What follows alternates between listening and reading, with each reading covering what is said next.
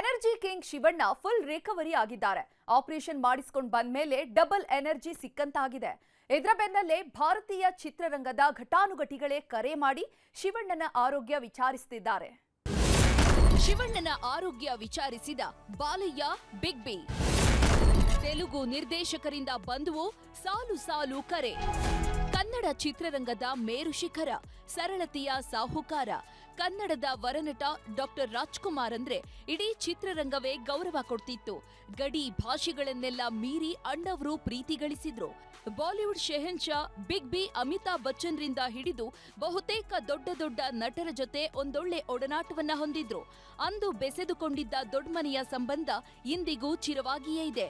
ಅಣ್ಣವರ ಮಕ್ಕಳ ಮೇಲೆಯೂ ಕೂಡ ಅದೇ ಪ್ರೀತಿ ಮಮಕಾರವನ್ನ ಇಟ್ಕೊಂಡಿದ್ದಾರೆ. ಇದಕ್ಕೆ ಸಾಕ್ಷಿ ಎನ್ನುವಂತಹ ಸುದ್ದಿಯೊಂದು ಹೊರಬಿದ್ದಿದೆ.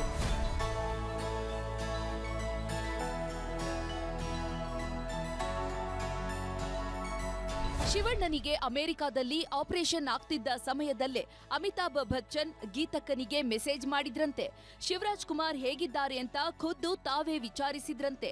ಇದು ದೊಡ್ಡಮನೆ ಹಾಗೂ ಬಿಗ್ ಬಿಗಿರುವಂತಹ ನಂಟು. ಅಣ್ಣವರ ಜೊತೆ ಎಷ್ಟು ಆತ್ಮೀಯವಾಗಿದ್ರೋ ಶಿವಣ್ಣನ ಜೊತೆಗೆ ಅಷ್ಟೇ ಒಂದೊಳ್ಳೆ ಒಡನಾಟವನ್ನ ಇಟ್ಕೊಂಡಿದ್ದಾರೆ. ಇನ್ನು ಬಾಲಯ್ಯ ಹಾಗೂ ಶಿವಣ್ಣನ ಮಧ್ಯೆ ಅಣ್ತಮ್ಮರ ಬಾಂಡಿಂಗ್ ಇದೆ. ಶಿವಣ್ಣ ಅಂದ್ರೆ ಬಾಲಯ್ಯಗೆ ಸಿಕ್ಕಾಪಟ್ಟೆ ಪ್ರೀತಿ.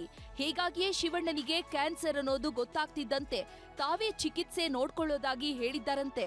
ಈಗ ಆಪರೇಷನ್ ಮುಗಿಸಿ ಬೆಂಗಳೂರಿಗೆ ಬರ್ತಿದ್ದಂತೆ ಮತ್ತೆ ಕರೆ ಮಾಡಿ ಹೈದರಾಬಾದ್ಗೆ ಬನ್ನಿ ಅಂತ ಪ್ರೀತಿಯಿಂದ ಕರೆದಿದ್ದಾರೆ. ಇವರ ಜೊತೆಗೆ ನಿರ್ದೇಶಕ ಪುರಿ ಜಗನ್ನಾಥ್, ರಾಮ್ ಗೋಪಾಲ್ ವರ್ಮಾ ಕೂಡ ಕಾಲ್ ಮಾಡಿ ಶಿವಣ್ಣನ ಆರೋಗ್ಯವನ್ನ ವಿಚಾರಿಸಿದ್ದಾರೆ.